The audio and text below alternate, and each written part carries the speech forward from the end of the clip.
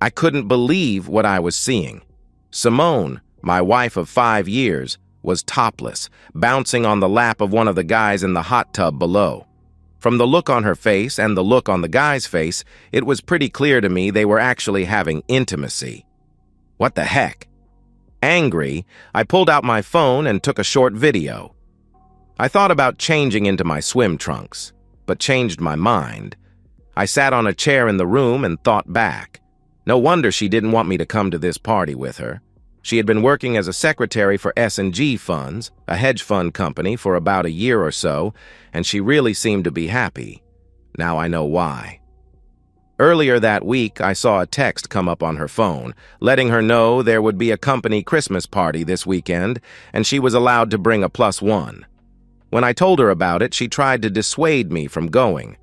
"Oh, Carl, you'll just be bored anyway," she said. "I don't get it. Why don't you want me to go with you?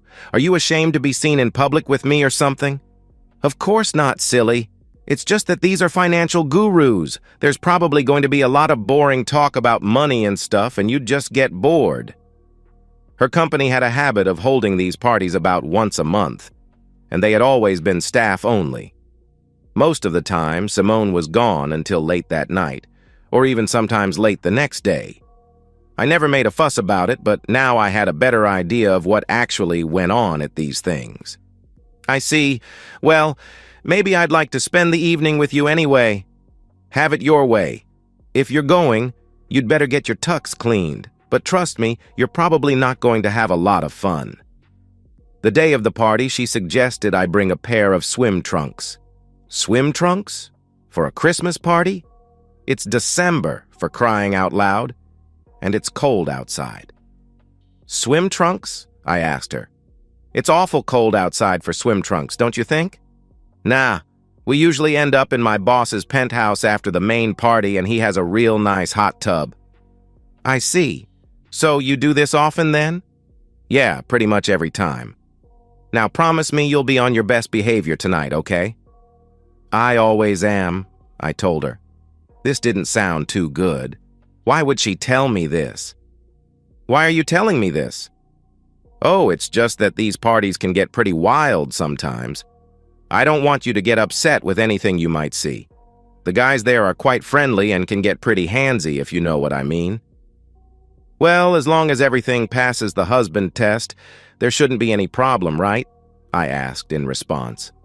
She smiled and said nothing, but gave me a kiss on the cheek. When we got to the main party, Simone introduced me to a friend of hers, Linda. "Linda, this is my husband, Carl," she said. Linda looked me over and smiled. "Husband? This is going to be fun. You really are a wild and crazy girl, you know that?" she asked with a smile. I wondered what she meant by that. Simone smiled as she giggled. "I gotta go mingle, sweetie," Simone told me. "Could you get me something to drink? Maybe some wine? Come on, let's go," she told Linda, without giving me so much as a backward glance. I made my way to the bar and got her wine and a beer for myself. I looked around, but I didn't see Simone anywhere. I walked around, looking for her, but to no avail. After a half hour, I sat at an empty table and hoped she would come look for me. In the meantime, I watched as everyone danced and had a general good time. No one said anything to me and walked around me as though I wasn't even there. I guess she was right. I wasn't having any fun at all, and I was getting more than a bit pissed off that my wife would simply abandon me like this. After nursing my beer for a couple hours, I said, "To hell with this shit," and got up. I figured if Simone wasn't even going to spend any time with me, I'll just go home and leave her to her friends. I started walking to the entrance when Simone and Linda came up to me. There were 3 other guys with them, and one had his arm around Simone's waist. Simone didn't bother to make any introductions. "Oh, there you are," she said. I could tell she had been drinking. "We were looking all over for you." Yeah, sure you were, I thought. When she kissed me, I could detect the taste of tequila and something else. "Yeah, I was just getting ready to go home since you abandoned me 2 hours ago. Where were you?" She blushed and looked down as the guys with her smirked at me. I felt like punching them in the teeth.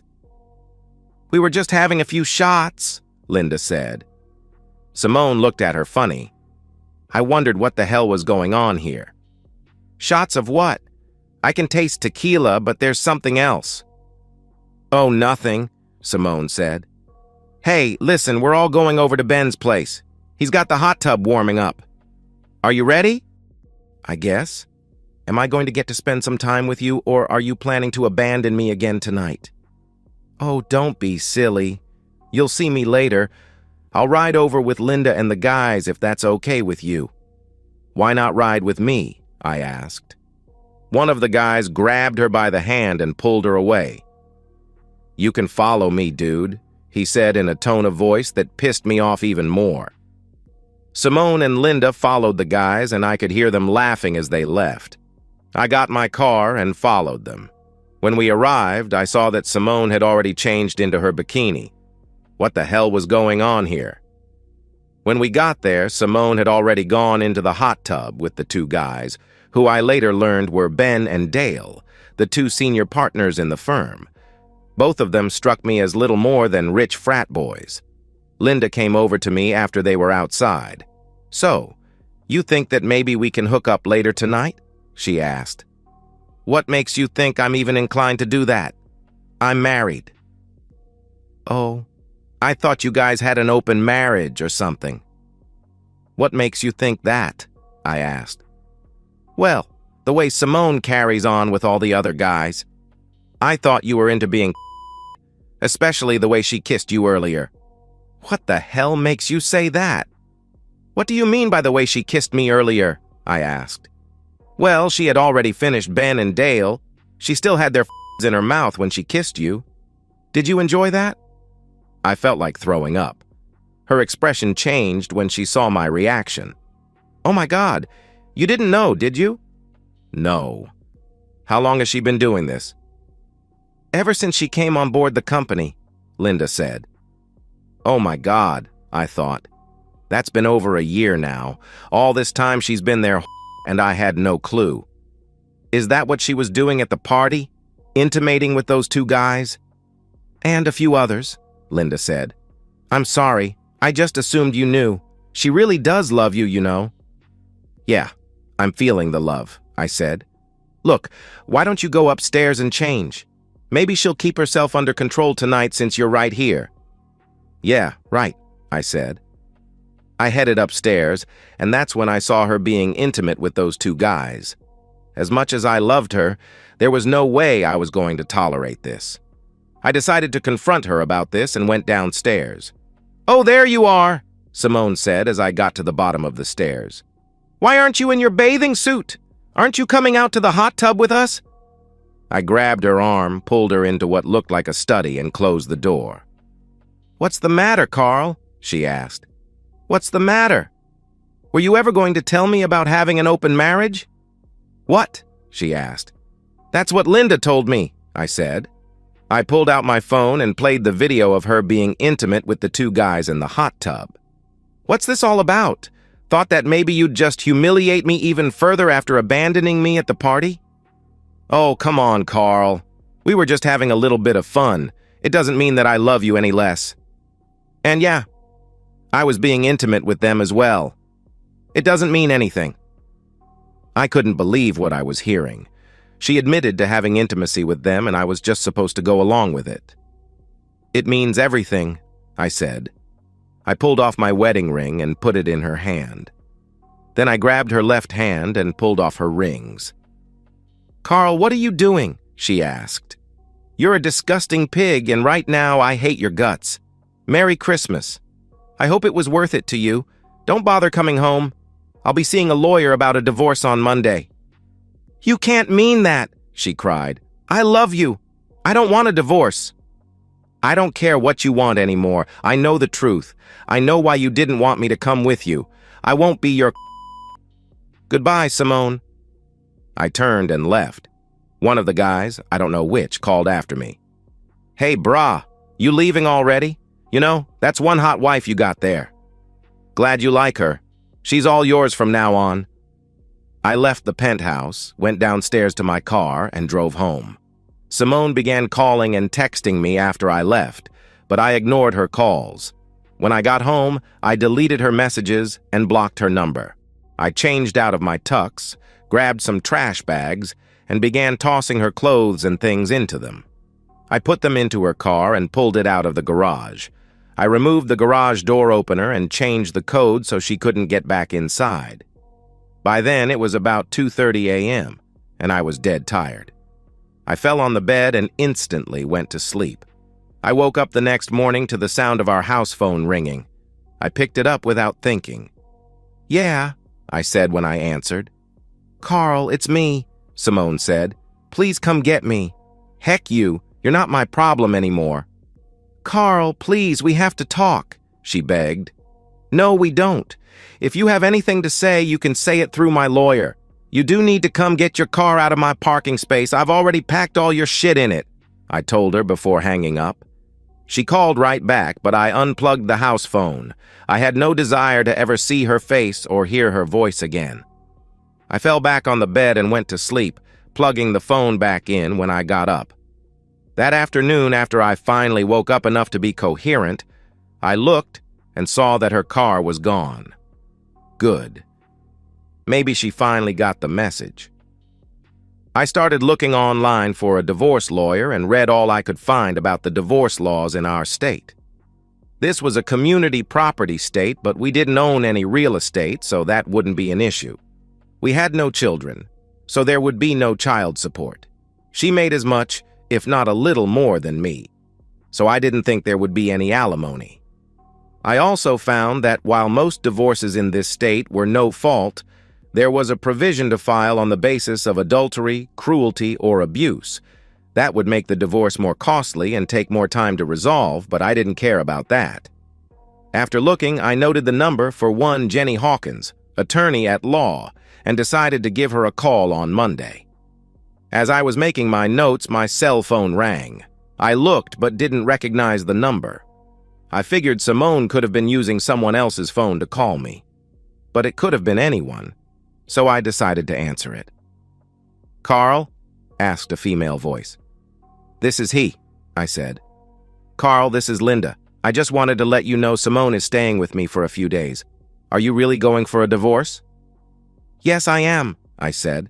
"Carl, she's a wreck. She's in her room crying her eyes out. I'm afraid she's going to have a nervous breakdown." "I don't care. She brought it on herself."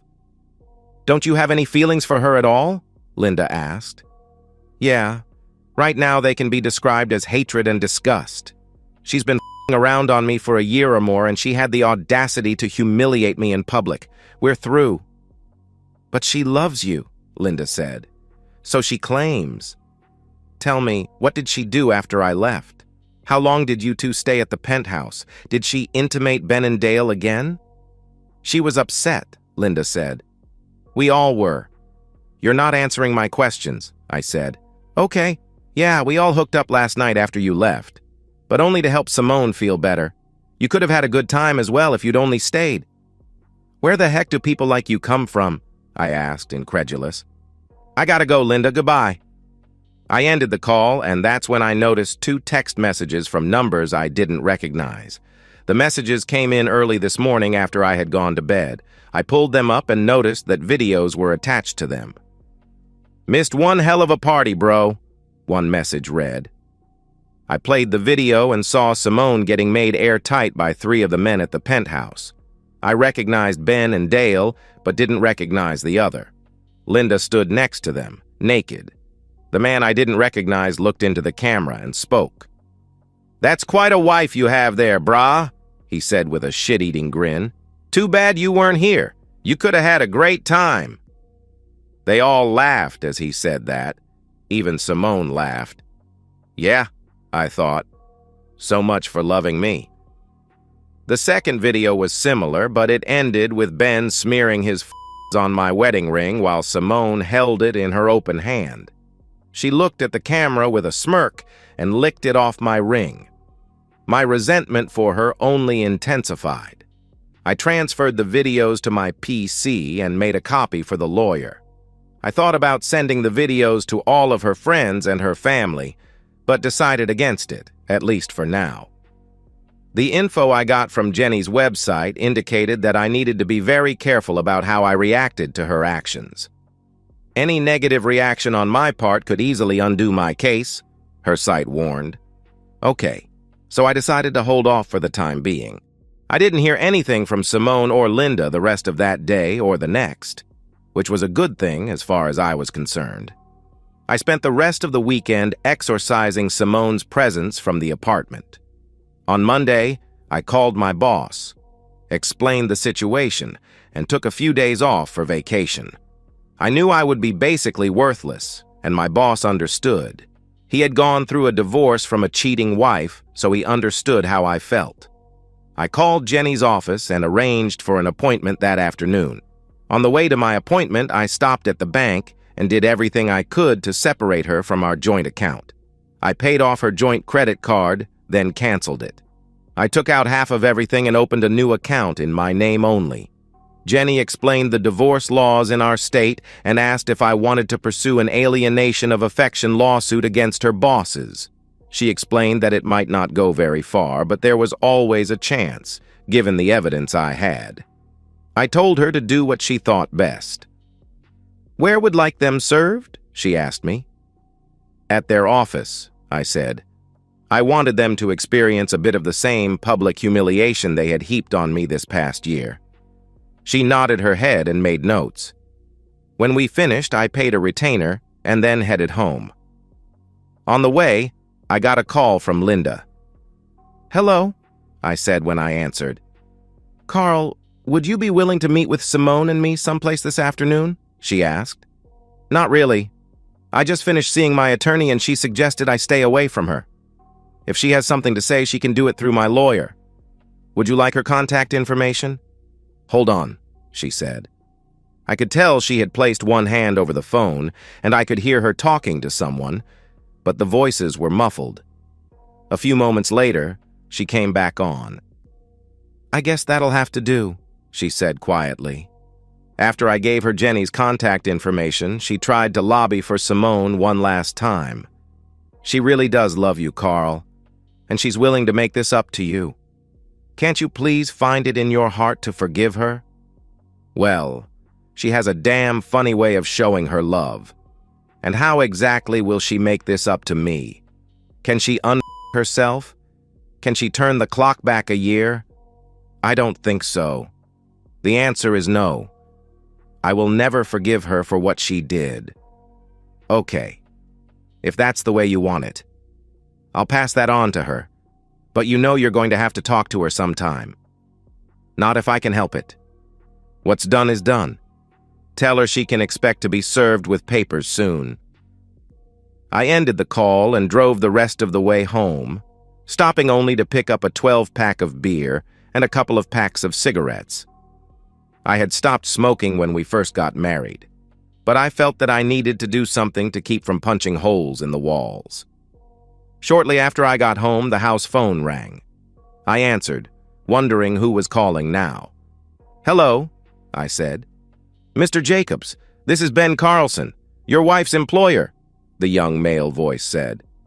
I recognized the voice from the party. He seemed to have adopted a more professional tone now that he was back in his place of business. "I know who you are, Ben. What do you want?" "Look, I know you're upset about what happened Friday, and I want you to know that we all thought you were okay with your wife's activities at the company gatherings," he said. "So you knew she was married during all this?" I asked. "Yes, but honestly, she told us you guys had an open marriage and that you were okay with what she was doing." "And you never bothered to ask me about it?" I asked. "I didn't think I had to," he said. "And the videos you guys sent me Friday night? What was up with that?" "Those videos were her idea. Look, I'm really very sorry about all this. Is there anything I can do to make it up to you?" "Yeah. You can let me kick your balls into the middle of next week after you testify against her in court. Oh, and I intend to sue you for alienation of affection. If you really want to make it up to me, you'll accept my terms without any argument. Anything else?" "You're really suing us?" he asked. "Yes, especially since you've been violating your own moral clauses for the last year while you've been destroying my marriage." Look, man, this was all just in fun. We didn't intend to destroy your marriage. Well, what did you think was going to happen? Did you honestly believe I would just sit back and applaud you for being with my wife and treating her like an object? It sounds like you've been reading too many stories online. Look, man, we can work through this. A lawsuit like that could ruin us. Not my problem. You shouldn't have turned my wife into your play toy. Goodbye. I slammed the phone down and grabbed a beer, then headed to the balcony for a smoke.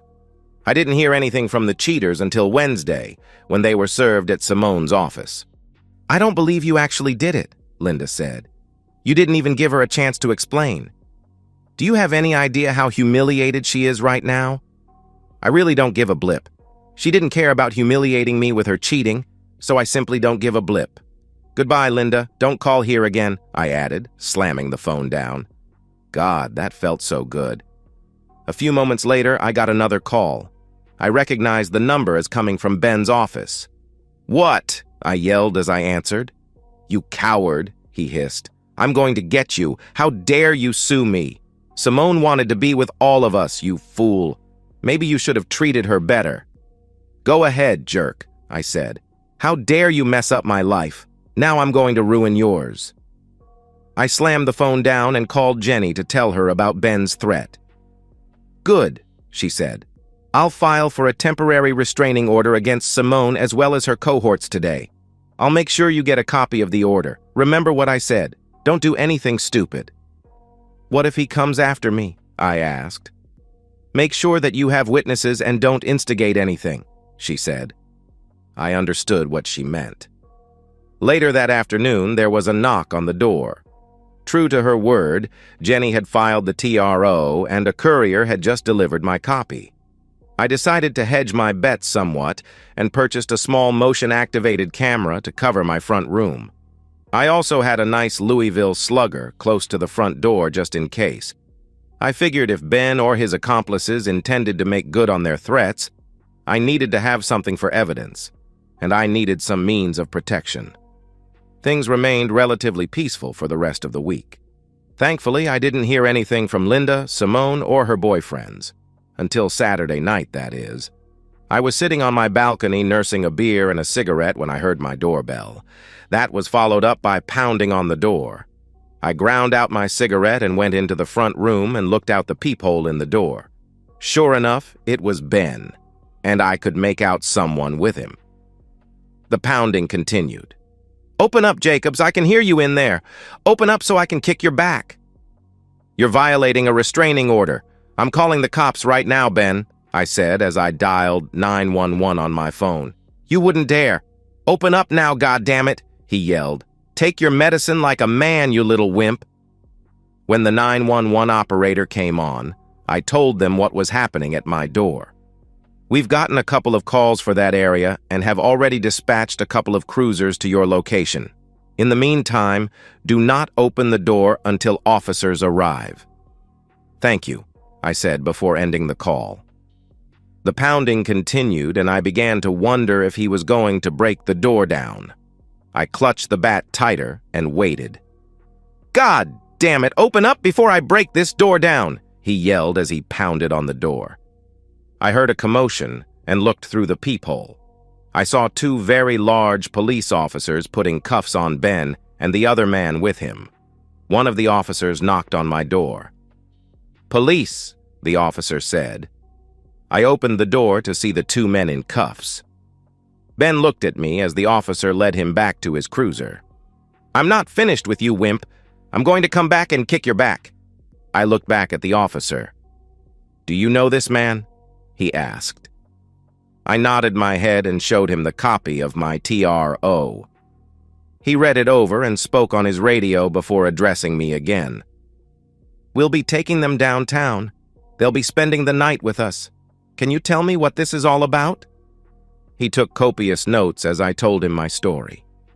Thank you for your cooperation, he said when I finished. I don't think he'll be giving you any more trouble for a little while.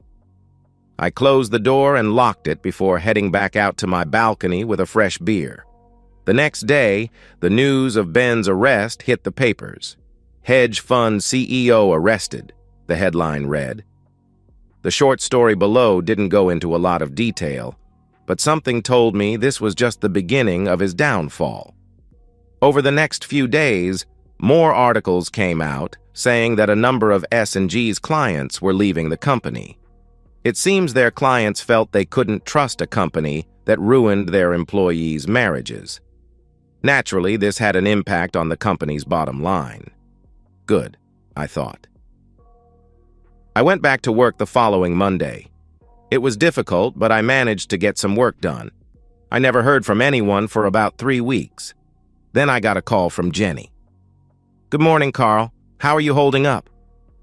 "About as well as can be expected." "Any word from Simone?" "Yes. She's gotten an attorney and they've petitioned the court for marriage counseling. The judge agreed and has ordered 6 sessions beginning this week." "They can do that?" I asked. "Yes, and it would be to your benefit to show up. If you don't, the judge can hold you in contempt of court and even put you in jail." "There's no way I'm reconciling with that woman," I told her. "I understand, but you need to show up anyway. If the counselor sees there's no hope for reconciliation, she'll let the judge know." "Okay. Was there anything else?" "Yes. Her attorney tells me that Simone is pregnant. If that's the case, the court won't do anything more until paternity has been established." "So I have to wait another 8 or 9 months?" I asked. "As of right now, yes. If it's your child, you'll be ordered to pay child support."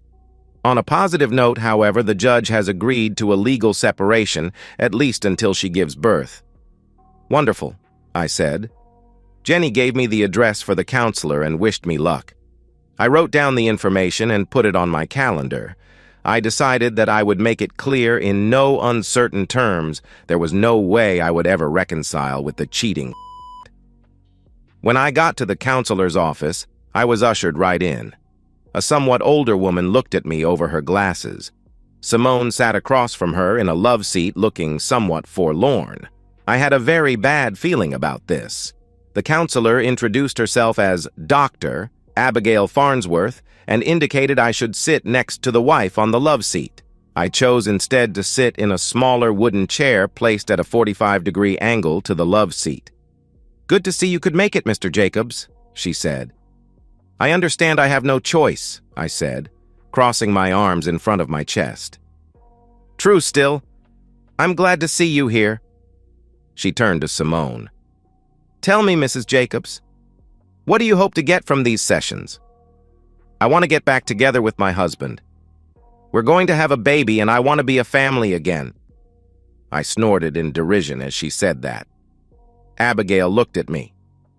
"And what do you hope to get out of these sessions, Mr. Jacobs?" she asked. "What I want is for you to realize there's no way I'm reconciling with that," I said, nodding my head in Simone's direction. I saw her recoil when I did that. Abigail nodded her head. "Not even for the sake of the child?" she asked me. "I honestly don't think it's my child. If by some miracle it is, I'll pay child support and I'll do everything I can to be a father to it. But there's no way I'm reconciling with her. Period. End of sentence." "Not even for the sake of the child?" she asked. I pulled out my phone and brought up the videos that were sent to me. I showed them to Abigail. She was clearly disgusted with what she saw. When they finished, I put my phone back in my pocket. "I see you're married, Doctor. Tell me, if that was your husband in those videos instead of her, would you want to reconcile? And what if you learned he had been doing that to you for more than a year and actually did it in front of you? Would you reconcile then? This isn't about me. This is about the two of you. And now you have a little one to think about." "Wrong, Doctor. She has a little one to think about. I don't believe her child is mine. In fact, I'd be willing to bet on it. I would like a few answers from her, though." Abigail thought for a moment, then nodded her head and looked at Simone. "I think he's entitled to some answers, don't you?" she asked Simone. She looked down, sheepish, her face burning with embarrassment. She finally looked up at me before answering. "I guess so," she said. Abigail looked at me before speaking. "The floor is yours." she told me. I nodded my head in thanks and turned back to Simone. The night of the party, you knew what was going to happen, didn't you? I asked. She nodded her head. Yes, she said. And that's the real reason you didn't want me to go with you, isn't it? I asked. Yes, it is. I tried to warn you that you wouldn't have any fun. And you were right. It was the absolute worst night of my life. When you kissed me at the party, you deliberately made sure you had those two men's in your mouth when you did, didn't you? Her face burned red for a bit. Yes, I did, she said. Why? Did I do something to deserve that kind of humiliation? You did nothing. We just thought it would be wicked and exciting. So all of you planned to humiliate me, didn't you? I asked. And you intended to humiliate me even further at Ben's place, didn't you? Yes and yes, she said sheepishly. How long have you been screwing those guys? I asked. Pretty much from the time I joined S&G, she said. Again, why? I asked. She shrugged her shoulders. Because I liked it. It was fun. It was naughty and exciting. They made me feel good. How many times did you give me or kiss me with their fluid still in your mouth? I asked. I don't know. A few I felt like throwing up after hearing that, but managed to keep myself under control. How many men did you have intimacy with since you started there? Not counting me, I said. I don't know. Maybe 4 or 5 dozen. 4 or 5 dozen, I asked, shocked. You've been intimate with 48 to 60 other men over the last year? My God, woman, are you out of your mind? Haven't you heard of STDs? What, were you trying to kill me off with something? Do you even know who the father of this child is? Not 100%, she said. But you expect me to raise it and pay for it, don't you? You're a real piece of work, you know that? But I love you, she said quietly. Well, I don't love you, I said, my anger building. Not anymore. In fact, I hate your guts right now, and I hope you rot and die of AIDS. Both of them looked at me, shocked. Simone looked as if she was about to start crying, but I didn't care. In fact, I wanted to hurt her even more with my words and started to say something else, but Abigail stopped me. That's enough, Mr. Jacobs. You've made your point. I see you're determined to throw away 5 good years of marriage. I didn't throw anything away. She did. The first time she spread her legs for another man, and it wasn't 5 good years. 4, maybe. The last year, she wasn't really my wife. She was just a fluid dump for everything she could get her hands on. You heard her. She screwed 48 to 60 men over the last year. She doesn't even know who the father of her child is. No, I will never, ever reconcile with that. All right. I think we've heard enough for today, Abigail said. I want to have a session with each of you on an individual basis, then we'll go from there. We scheduled our appointment for the next week and left. I heard Simone call out to me when we got to the parking lot, but I ignored her and went to my car. As I pulled out, I saw her slumped over her steering wheel, sobbing. Good, I thought. Let her feel some pain for once. That night, I got a call from a very angry Linda. I hope you're happy, she yelled. What do you mean? I asked in response. Simone is in the hospital. She had a miscarriage. She told me what you said and the way you treated her. So what do you want? Sympathy? I simply told the truth, which is a lot more than she did this last year, I said. Didn't you hear what I said? Your wife is in the hospital. Don't you care about that? Frankly, no, I don't, I told her. My God, you really are a bastard, she said quietly. Well, you guys only have yourselves to thank for that, I said. The very least you can do is go down and give them your insurance information. Legally, she's still your wife and you'll end up getting the bills anyway. I calmed down for a moment and remembered what Jenny told me. All right, what room is she in? Linda gave me the information and I went to the hospital. When I got there, I made my way to her ward and conferred with the nurse. I gave them my insurance information and briefly spoke to the doctor. Any idea what caused this? I asked the doctor. He shook his head. It's hard to say. There's a number of things that can happen in a pregnancy. How far along was she? I asked. I'd say maybe 9 or 10 weeks along, he said. That meant it was possible the child could have been mine. I would never know, however. It didn't matter, though. As far as I was concerned, her miscarriage only meant the divorce could proceed. How is she doing? I asked. She'll be okay. I want to keep an eye on her for a little bit, but she'll be able to go home in a couple hours or so. Thanks, I said before going into her room. She looked like hell, lying there in the bed. She looked at me with tears in her eyes. Linda stood at the end of her bed. Are you happy now? She spat at me. Be quiet, I growled. Linda recoiled before leaving the room. I then turned to look at Simone. I guess we're really through, aren't we? She asked. I nodded my head.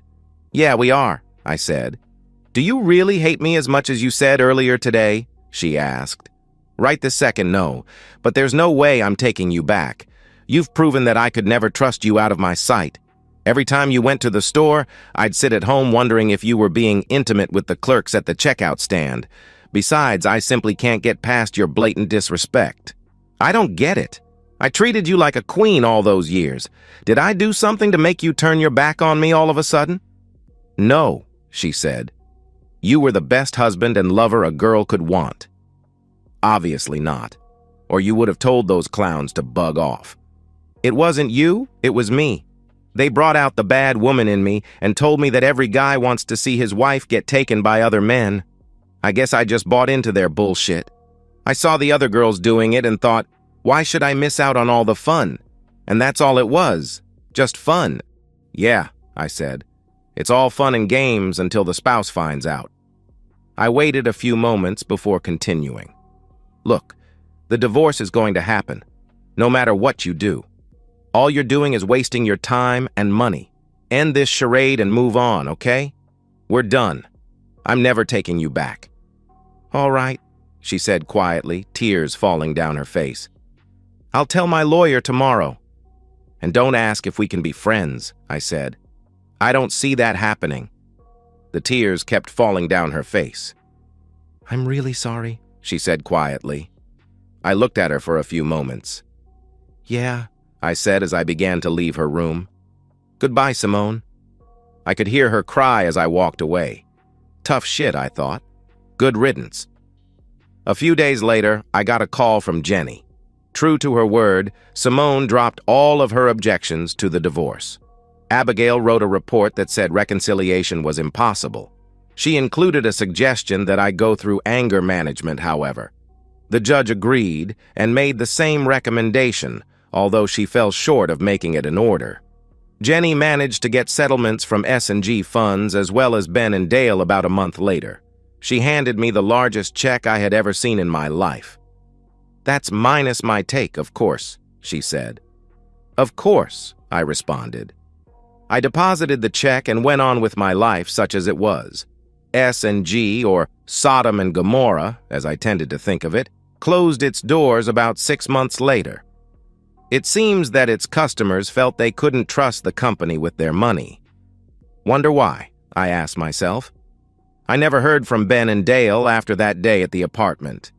They both spent 30 days in the county jail for their stunt and apparently didn't want to go back. Their reputations in the community were destroyed, and they left for greener pastures on the West Coast. Simone and Linda continued living in the same apartment and ended up working in a strip mall retail store, one of those places that specialized in women's clothing and cosmetics. I saw them around from time to time, but never acknowledged their presence. I stayed single and dated periodically over the next couple of years. I finally met Claire Hansen, a recent divorcee, and we dated for a few months, each of us taking it slow and easy. Like me, she had been burned by a cheating spouse and was still hurting from that. I understood her pain and did all I could to support her. The first few weeks, all we did was talk or go out for dinner and a movie. She was a bit more fragile than I was at the time. We spent a lot of time holding hands and walking through the park. I was quite attracted to her and decided to let her make the first move. One night, after a delicious lasagna at her condo, she looked at me as if studying a specimen under a microscope. "Do you find me attractive?" she asked. I smiled and looked her in the face. "I find you very attractive, in more ways than one. Why?" "I was just wondering. You've never made a move on me. I was beginning to think that maybe you don't like girls." "Oh, I like girls just fine.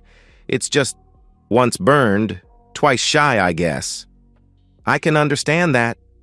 But we're not all like your ex-wife." "True, and we're not all like your ex-husband. I happen to believe in the sanctity of marriage." She smiled. "I know you do. I hope you realize I feel the same way." "I do," I said. "So, what are you going to do with this little bit of information? Do you think you could manage to do more than give me a kiss on the cheek?" "Where would you like me to kiss you?" I asked, teasing her. She slowly lifted her dress over her waist. She gave me a sultry smile. I smiled and got down between her legs. Oh yeah, things were definitely looking good. And so, we've reached the end of today's story. Was it what you expected, or did it take a twist you didn't see coming? I'm curious to hear your thoughts. Share them in the comments below, and let's get a conversation going. If this story kept you hooked, make sure to hit that like button. And if you're new here or just haven't subscribed yet, now's the perfect time to join our community. I bring you fresh, captivating stories every day, so click that subscribe button and turn on notifications so you never miss out. Thanks for watching, and I'll see you in the next one.